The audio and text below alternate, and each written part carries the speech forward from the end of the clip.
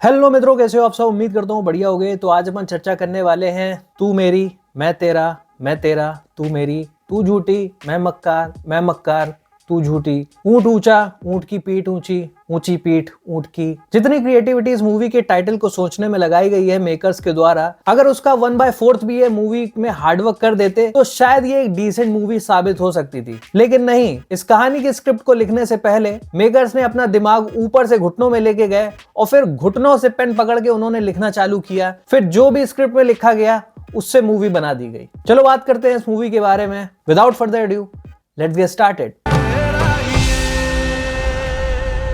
Without spoiler मैं बात करूंगा इस मूवी के स्पॉइलर, कुछ स्पॉइलर नहीं भाई, इतनी वाहियात मूवी है। तुम ये छोड़ो, इससे बढ़िया तुम्हें एक चीज बताता हूँ। इस मूवी की कहानी उतनी इंटरेस्टिंग नहीं है जितनी इंटरेस्टिंग मैं तुम्हें एक और स्टोरी सुनाने वाला हूँ। तो तुम्हें पता है, कुछ टाइम पहले कार्तिक आर्यन ने एक मूवी रिजेक्ट कर दी थी जो कि धर्मा प्रोडक्शन की थी, दोस्ताना 2, क्योंकि कार्तिक चाहते थे कि यार स्क्रिप्ट में कुछ चेंजेस चाहिए और उनको फीस भी अच्छी खासी चाहिए। तो लगभग वो मांग रहे थे, डिमांड कर रहे थे 40-50 करोड़, ऐसा लिखा हुआ है काफी जगह पे। लेकिन दोस्ताना तुम्हें तो पता ही है किस तरह का सब्जेक्ट है और क्या नहीं। मे भी कार्तिक को पसंद ना आए हो, तो उन्होंने बोला कि नहीं यार, मैं एग्जिट ले रहा हूं इस मूवी से। आखिरकार मूवी माफिया को ये बात बिल्कुल पसंद नहीं आई और कार्तिक के करियर को खत्म करने का षड्यंत्र वहीं से शुरू हो चुका। हालांकि उन्होंने अपनी एक्टिंग से ही अपने करियर को खत्म करने का ठान लिया है, लेकिन फिर भी करण जौहर उसमें कैटलिस्ट का काम कर रहे थे। करण जौहर ने सोचा, चाहे मैं अपने धर्मा प्रोडक्शन का आधा हिस्सा आदर पूनावाला को दे दूं, चाहे मुझे कुछ भी करना पड़ जाए, लेकिन मैं तेरा करियर खा जाऊंगा। तूने मुझको मना कैसे किया? तो करण जौहर ने फिशिंग रॉड में 40 करोड़ की फीस फेंकी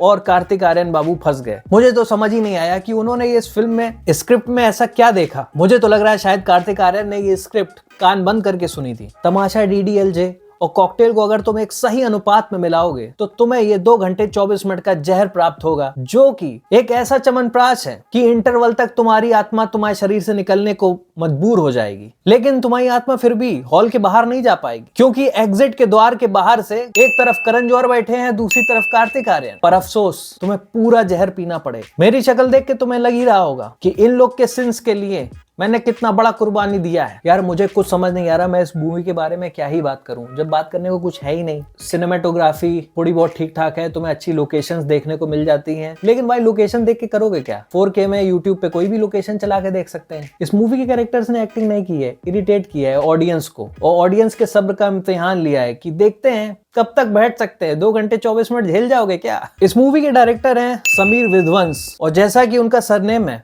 विध्वंस, नष्ट कर देना, डिस्ट्रॉय कर देना। मुझको लग रहा है कार्तिक के करियर के साथ उन्होंने यही किया है, और मानो ना मानो कार्तिक से ज्यादा पैसे मांगे होंगे करण जौहर से डायरेक्टर ने कि तुम्हारा काम मैं कर दे रहा हूँ। हालांकि इससे पहले कार्तिक आर्यन के साथ समीर विध्वंस ने एक मूवी की थी जिसका नाम था सत्य प्रेम की कथा। वो भी मुझे कुछ डिसेंट ही मूवी लगी थी, कुछ एक्स्ट्रा ऑर्डिनरी नहीं थी। लेकिन ये तो भाई महावाहियात मैंने अपने रिएक्शन में बोला था कि मूवी 100-150 करोड़ तो एटलीस्ट कमाई लेगी। लेकिन हाँ, अगर वो ये टेक्निक यूज करेंगे तो कि 50 रुपए का टिकट ये रखे अंदर आने का और 500 रुपए रखे बाहर जाने का, इस तरीके से ये पक्का 100 करोड़ क्रॉस कर लेगी। मतलब जो कार्तिक आर्यन का कैरेक्टर है यार इस मूवी में, इतना तुम्हें इरिटेटिंग लगेगा। मतलब जैसे जेनजी बच्चे नहीं होते हैं, पै पू, मतलब कोई भी चीज तुम्हें सीधे सीधे नहीं बोलना है, इतनी देर में तो रैप्टे पड़ जाते हैं यार हम लोग के। और बार बार वो अनन्या पांडे कैरेक्टर कह रहा है तुम लड़कियों का तो यही होता है, तुम लड़कियों का सिर्फ वैसे ही होता है, वैसे ही होता है। अरे यार बहुत ही क्लीशे जोन में ये पिक्चर बनाई गई और पता नहीं कौन सा माल फूक के ये राइटर्स ने इसकी कहानी लिखी है। और मुझे तो ये नहीं समझ में आता, जब मूवी बन रही होती है इन लोग को बिल्कुल एहसास नहीं होता, इन लोग को लगता है क्या मास्टरपीस ही बना दे रहे हैं, और अंत में आते आते जब ऑडियंस तक पहुंचता है तो वो मास्टरपीस ऑफ शिट बन चुका होता है।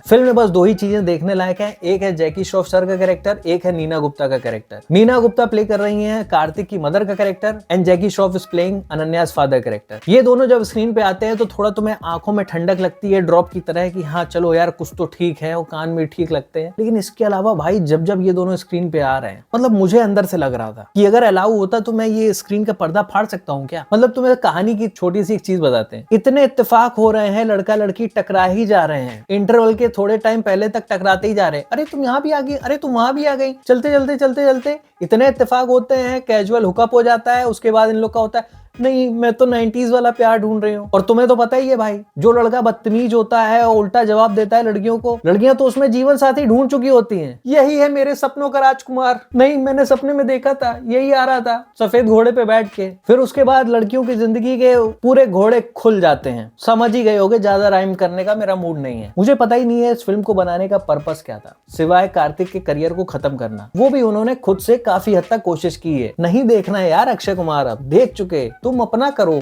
और मैंने यार पहले भी बोला है कि Kartik Aaryan is not a bad actor. मैंने उनकी फ्रेडी, धमाका और सोनू की टीटू की स्वीटी और बाकी प्यार का पंचनामा ये सबने देख रखी है।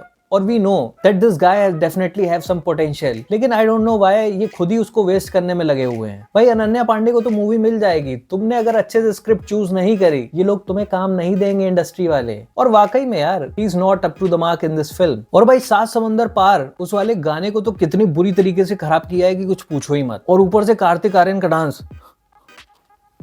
ऐसा लग रहा है भाई पेंगुइन फड़फड़ा रहा हो। और मैं देख रहा हूँ कि जब से ये गाना रिलीज हुआ है, जितने भी ये इंस्टाग्राम के रीलर्स हैं उनको बढ़िया मस्त शाम को पनीर खाने का मौका मिला होगा पेमेंट क्रेडिट होने के बाद, और बेफर्जी की तारीफ कर रहे हैं। वाह क्या गाना है, वाह क्या डांस कर रहा है। हम सबको पता है 2025 अब खत्म होने को आ रहा है, तो भाई तुमको पता होगा कि तुम्हारे कौन कौन दुश्मन रहे हैं। और अगर तुम्हें दुश्मनी खत्म करनी है तो तुम ये मूवी की टिकट्स लेके जाओ उसके लिए, क्योंकि इंटरवल तक तुम्हारा दुश्मन खत्म, दुश्मनी खत्म। अगर किसी ने गलती से इस मूवी के ज्यादा टिकट्स खरीद लिए हैं तो तुम कुछ मत करो, सेंटा का कॉस्ट्यूम और खरीदो और ये टिकट ऐसे बांटने निकल जाओ। मैं खुद ही सोच रहा हूँ कि अपने एक्स को और उसके करंट बॉयफ्रेंड को इसी मूवी की 2 टिकट्स गिफ्ट कर दूं as a secret Santa gift. इस मूवी में बस क्रोएशिया जो जगह दिखाई गई है, बैठ के देखोगे अगर हॉल में तो तुम्हें थोड़ा अच्छा लगेगा। इसके अलावा भाई समीर विध्वंस जो इस मूवी के डायरेक्टर हैं, उन्होंने सेम इस मूवी के साथ वही किया है जो यूपी के बुलडोजर भूमाफियाओं की बिल्डिंग के साथ करता है। मुझे लग रहा है मुझे धुरंधर दोबारा देखने जाना पड़ेगा इस जहर से ओवरकम करने के लिए। दोबारा मुझे वो धुरंधर के शॉट्स लेने पड़ेंगे। खैर, तुम्हें मेरी वीडियो अच्छी लगी हो, पसंद आई हो तो लाइक कर देना। चैनल पे कहीं से नया आ गए हो तो डू सब्सक्राइब। और मिलते हैं फिर नेक्स्ट वीडियो में, और उम्मीद करते हैं 2026 में इस तरह के जहर ना बने पूरे पैन इंडिया में।